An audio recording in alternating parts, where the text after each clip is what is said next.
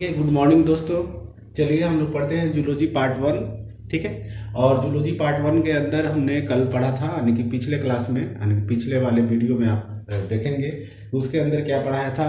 तो उसके अंदर पैरामीशियम के बारे में पढ़ाया था और पैरामीशियम में एक्सटर्नल फीचर बता रहा था। ठीक है।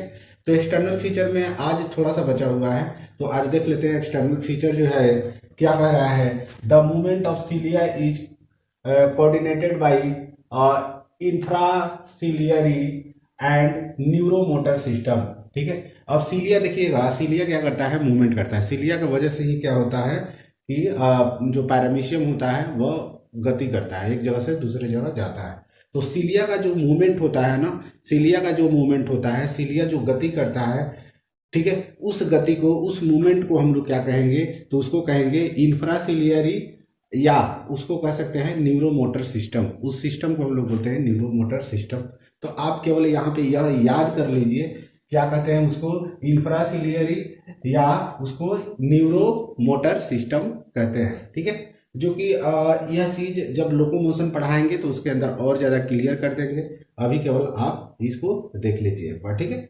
अगला देखिए हम लोग, अब सीलिया, सीलिया तक हम लोग पढ़ लिए हैं। अब सीलिया का स्ट्रक्चर थोड़ा सा डिटेल में सीलिया में चलते हैं। ठीक है। सीलिया का देखते हैं, उसको काट के सीलिया को क्या करते हैं, मान लीजिए सीलिया है, ऊपर हेयर का स्ट्रक्चर जो है सीलिया है। इस सीलिया को क्या करते हैं, यहाँ से बेस से अंदर से क्या करते हैं, वाल के जो मेम्ब्रेन है, जो पैरामीशियम का जो सेल मेम्ब्रेन है, उस सेल मेम्ब्रेन के बहुत अंदर से कट कर रहा है। ठीक है। कट करके और उसको क्या कर रहे हैं, माइक्रोस्कोप से देख रहे हैं। तो चलिए उसको कट करके लाया, यहाँ पे देखिए लिखे हुए हैं अल्ट्रा स्ट्रक्चर ऑफ सीलिया। सीलिया का अल्ट्रा स्ट्रक्चर हम लोग देख रहे हैं। तो यहाँ पे सीलिया को कट करके ऐसे, जैसे ही हम लोग यहाँ पे लाकर ऐसे देखेंगे, ऊपर से भी कट किया गया है। ठीक है। ऊपर से भी कट किया गया है। यह नीचे वाला पार्ट जो है यह सीलिया के अंदर है, यानी कि ये बेस वाला पार्ट है। तो यहाँ पे लिखे हैं बेसल बॉडी, यह शरीर के अंदर है, यानी कि सीलिया, यहाँ पे जो सीलिया है तो इधर वाला पार्ट, यहाँ पे गौर से देखिएगा, इधर वाला पार्ट जो अंदर के तरफ धंसा हुआ है, जो सीलिया के अंदर धंसा हुआ है, वह पार्ट कौन सा है, ये वाला है, यानी कि बेसल बॉडी है। ठीक है। इसको हम लोग बोलते हैं बेसल बॉडी, ये वाला पार्ट। तो ये वाला ऊपर वाला पार्ट हम लोग देखेंगे तो इसके सबसे, सीलिया के ऊपर वाला पार्ट क्या कहलाएगा, तो ऊपर वाला पार्ट क्या है, तो प्लाज्मा मेम्ब्रेन है। ठीक है। ऊपर वाला पार्ट क्या है, तो प्लाज्मा मेम्ब्रेन है। ये ऊपर वाला पार्ट क्या होगा, प्लाज्मा मेम्ब्रेन। प्लाज्मा मेम्ब्रेन के जस्ट अंदर चलिएगा तो वहां पे क्या क्या दिखाई देगा, तो वहां पे पेरीफेरल एक रचना दिखलाई देता है, फाइबर दिखलाई देता है, पेरीफेरल फाइबर दिखलाई देता है। और यह किनारे वाला, यानी कि पेरीफेरल यह फाइबर होता है, यानी किनारे वाला जो फाइबर होगा उसको हम लोग कहेंगे पेरीफेरल फाइबर। तो यह जो दिख रहा है बाबू, यह पेरीफेरल फाइबर है। इसका संख्या कितना होता है, तो 9 होता है। अभी मान लीजिए यहाँ पे, यहाँ से सीलिया लाया, यह सीलिया मान लीजिए ऐसे है।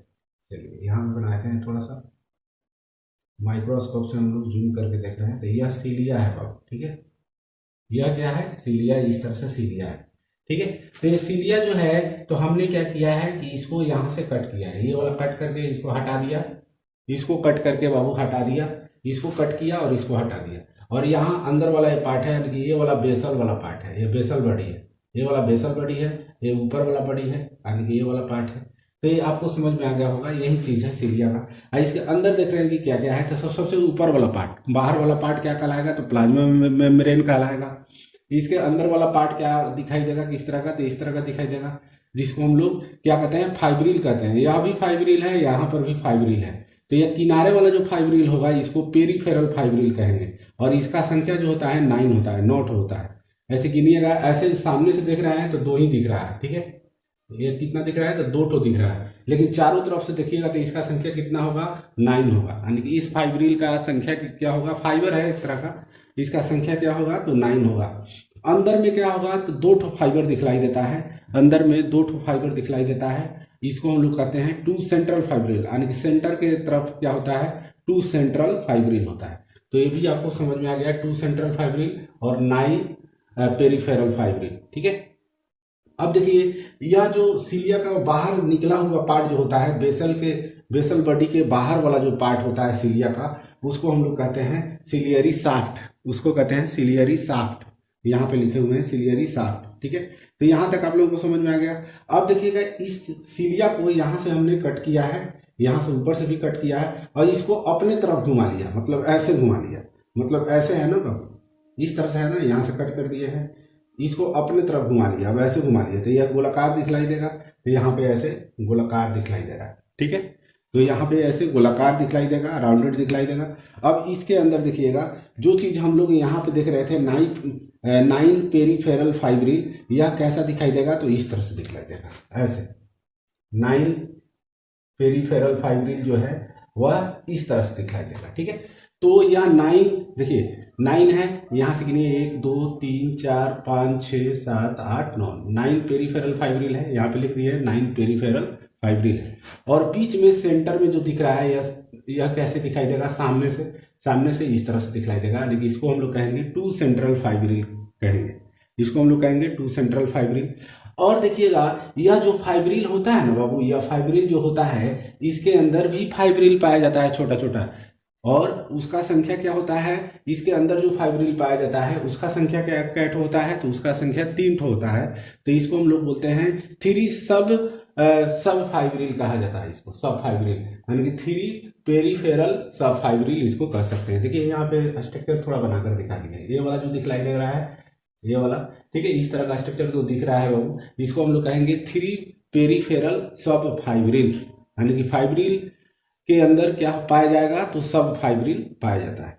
तो यहाँ तक आप लोगों को समझ में आ गया। यह जो फाइब्रिल है यह अटैच होता है, यानी कि 2 सेंट्रल फाइब्रिल से अटैच होता है। तो अटैचमेंट वाला जो पार्ट होता है उसको हम लोग बोलते हैं रेडियल स्पोक्स, उसको हम लोग बोलते हैं रेडियल स्पोक्स, ठीक है। तो यहाँ तक आप लोगों को समझ में आ गया। अब आगे देखिए, ये तो स्ट्रक्चर हम लोग सिलिया का पूरा स्ट्रक्चर हम लोग देख लिए, चलिए यहाँ तक समझ में आ गया। आगे देखते हैं साइटोप्लाज्म।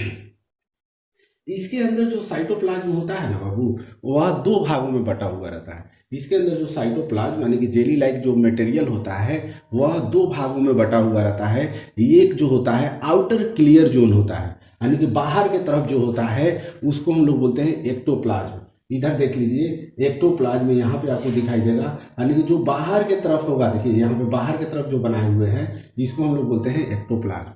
यानी कि जो साइटोप्लाज्म होता है वो बाहर की तरफ रहेगा, उसको हम लोग बोलेंगे एक्टोप्लाज्म। और जो अंदर की तरफ रहता है, जिसमें ग्रेनुलर स्ट्रक्चर दिखलाई देते हैं, ग्रेनुलर जोन है एक तरह का, तो इसको हम लोग बोलते हैं इंडोप्लाज्म, ठीक है, इसको हम लोग बोलते हैं इंडोप्लाज्म। तो यह समझ में आ गया, साइटोप्लाज्म 2 भागों में बटा होता है। यही आगे देखिए ट्राइकोसिस्ट, ठीक है, ट्राइकोसिस्ट के अंदर देखते हैं ट्राइकोसिस्ट क्या होता है, तो प्रेजेंट इन द एक्टोप्लाज्म। अब देखिए एक्टोप्लाज्म अभी बताया, एक्टोप्लाज्म जो होता है ना, इसके अंदर एक तरह का स्ट्रक्चर होता है जिसको हम लोग बोलते हैं ट्राइकोसिस्ट। यह स्ट्रक्चर जो होता है वह मतलब कि ऐसे सिलिया के तुलना में वह क्या होता है, खड़ा होता है, यानी कि 90 डिग्री पे होता है। देखिए यहाँ पे 90 डिग्री पे होता है, ऐसे होता है, ठीक है। तो यह 90 डिग्री पे होता है। और यह जो होता है ट्राइकोसिस्ट, यह ट्राइकोसिस्ट क्या करता है, तो एक तरह से डिफेंस करता है बॉडी को। जो पैरामीशियम का जो बॉडी होता है उसको क्या करता है, उसको मतलब कि रक्षा देता है, डिफेंस करता है, यानी डिफेंस की तरह काम करता है ट्राइकोसिस्ट, यानी कि ये रक्षा करता है, ठीक है। आगे देखिएगा पैरामीशियम इज हेट्रोकैरियोटिक, ठीक है, ठीक है। तो पैरामीशियम इज हेट्रोकैरियोटिक। पैरामीशियम जो होता है ना बाबू हेट्रोकैरियोटिक होता है। कैरियोटिक मतलब आप लोग को पता होगा, कैरियोटिक का मतलब होता है न्यूक्लियस। कैरियोटिक का मतलब क्या होता है बाबू, न्यूक्लियस। हेट्रो का मतलब 2 ठो हो लेकिन दोनों एक जैसा नहीं हो, डिफर हो। कोई 2 ठो चीज है और वह एक दूसरे से डिफर है, उसको हेट्रो कहा जा सकता है, ठीक है। तो यहाँ पे कैरियोटिक का मतलब न्यूक्लियस, यानी कि 2 न्यूक्लियस इसके अंदर रहेगा और दोनों एक दूसरे से क्या होगा, डिफर होगा, यानी कि दोनों एक दूसरे से क्या होगा, एक समान मतलब नहीं होगा। तो एक समान जब न्यूक्लियस नहीं होगा तो उसको हम लोग बोलेंगे हेट्रोकैरियोटिक, ठीक है। यानी कि इसका एक और नाम है डिमॉर्फिक न्यूक्लियाई कहेंगे, डिमॉर्फिक न्यूक्लियाई कहेंगे।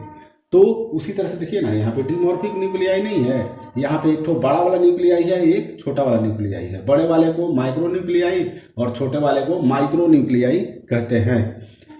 लार्ज न्यूक्लियाई जो होता है, बड़ा वाला जो न्यूक्लियाई होता है उसको मैक्रो न्यूक्लियाई।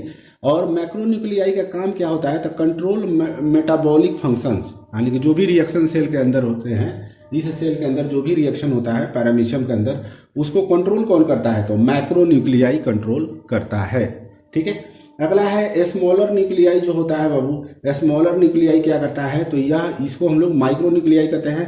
यह रिप्रोडक्शन में हेल्प करता है। यह क्या करता है, तो रिप्रोडक्शन में हेल्प करता है। तो यहाँ तक आप लोगों को समझ में आया, और फिर से आगे देखते हैं। ठीक है, चलिए यहाँ से हम लोग देखते हैं कि इसके अंदर क्या होता है, टू कॉन्ट्रेक्टाइल वैक्यूल पाया जाता है। कॉन्ट्रेक्टाइल वैक्यूल जो होता है बाबू, जो कॉन्ट्रेक्टाइल वैक्यूल होता है उनका संख्या क्या ठो होता है, तो 2 ठो होता है। देखिए यहाँ पे जो दिख रहा है ना, इस तरह का स्ट्रक्चर दिख रहा है, इसको हम लोग बोलते हैं कॉन्ट्रेक्टाइल वैक्यूल। इस तरह का जो स्ट्रक्चर दिख रहा है इसको हम लोग बोलते हैं कॉन्ट्रेक्टाइल वैक्यूल।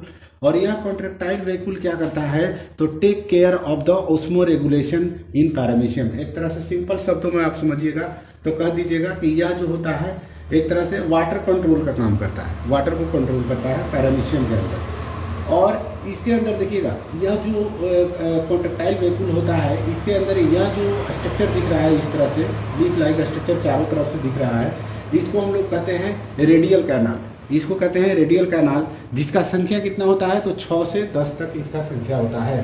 कितना होता है, 6 से लेकर 10 तक इसका संख्या हो सकता है।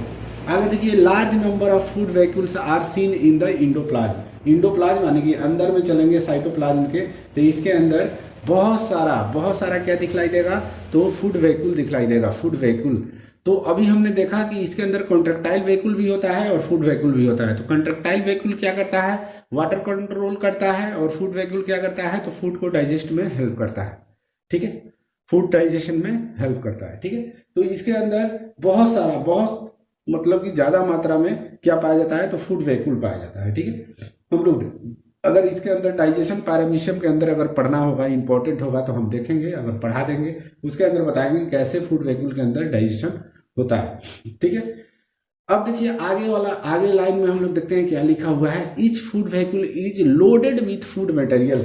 जो फूड वैक्यूल होता है ना बाबू, उसके अंदर क्या होता है, फूड वैक्यूल के अंदर क्या होता है, तो फूड मटेरियल लोडेड होता है, लेकिन फूड मटेरियल भरा हुआ रहता है। ठीक है, बहुत सारा फूड मटेरियल उसके अंदर भरा हुआ रहता है। अगर देखिए, the movement of food vacuole is in the endoplasm is designated as cyclosis. देखिए, जो फूड वैक्यूल होता है ना, वह एक जगह स्थिर नहीं रहता है, इसके अंदर साइटोप्लाज्म के अंदर मूवमेंट करते रहता है, और इस प्रोसेस को हम लोग बोलते हैं साइक्लोसिस। इसको क्या कहते हैं, साइक्लोसिस कहा जाता है। फिर समझ लीजिए, जब फूड वैक्यूल, देखिए यहाँ से फूड वैक्यूल बन रहा है, यहाँ से फूड वैक्यूल बनेगा, यहाँ पे बन चुका है, यहाँ बन रहा है, यहाँ पे बन चुका है। फूड वैक्यूल जब बन जाएगा तो इसके अंदर क्या करेगा, मूवमेंट करेगा, एक जगह से दूसरे जगह तक घूमता रहेगा। ठीक है, तो इस चीज को, इस प्रोसेस को हम लोग बोलते हैं साइक्लोसिस। इसको कहते हैं साइक्लोसिस। आगे देखिएगा, यहाँ पे लिखे हैं साइक्लोसिस। अगला देखिए, oral cavity consist of cytopharynx and cytostome. यानी कि साइटोस्टोम किसको कहते हैं बाबू, तो माउथ को। ठीक है, साइटोफेरिंग्स किसको कहते हैं, तो माउथ के जस्ट नीचे वाला पार्ट। और साइटोपाइज होता है, यानी साइटोपाइज का मतलब एनस, यानी कि साइटोप्रोक्ट भी कहते हैं इसको, एनस। माउथ, एनस आपको पता होगा, माउथ से भोजन लेता है, एनस से क्या करता है, बाहर करता है। तो इसको समझ लेते हैं। देखिए, साइटोफेरिंग्स जो होता है, देखिए यहाँ पे साइटोफेरिंग्स होगा, यहाँ पे साइटोफेरिंग्स है, यानी कि साइटोफेरिंग्स कहाँ पे दिख रहा है, तो यहाँ पे है साइटोफेरिंग्स। इसका जो फंक्शन होता है इसी में लिखे हैं, अभी बताते हैं। तो ये साइटोफेरिंग्स होता है, और साइटोस्टोम जो होता है उसको, माउथ को हम लोग साइटोस्टोम कहते हैं। तो यहीं पे क्या होता है, माउथ होता है, यही माउथ है, और यह साइटोस्टोम कहलाएगा। और साइटोप्रोक्ट यानी कि साइटोपाइज भी होता है।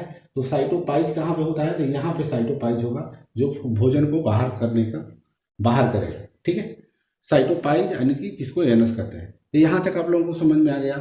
अब होलोजोइक न्यूट्रिशन, इसके अंदर होलोजोइक न्यूट्रिशन होता है। यह नहीं कि भोजन को थोड़ा थोड़ा करके खाए, पूरे जितना भोजन उसको मिलता है एक साथ ही निगल लेता है, अंदर भोजन इसके अंदर प्रवेश कर जाता है। ठीक है, जिसको होलोजोइक न्यूट्रिशन कहते हैं।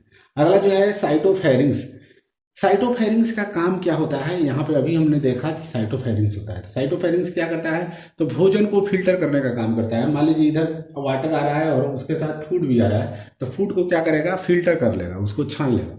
ठीक है, अगला देखिए, पैरामीशियम में भी डिजाइनेटेड एज अ फिल्टर। इसलिए हम लोग कह सकते हैं कि पैरामीशियम जो होता है, पैरामीशियम को हम लोग कह सकते हैं कि यह एक तरह का फिल्टर फीडर है, यानी कि भोजन करने का जो तरीका है वह फिल्टर के रूप में हो रहा है, इसलिए उसको हम लोग कहेंगे फिल्टर फीडर इसको एनिमल कह सकते हैं या ऑर्गेनिज्म कह सकते हैं।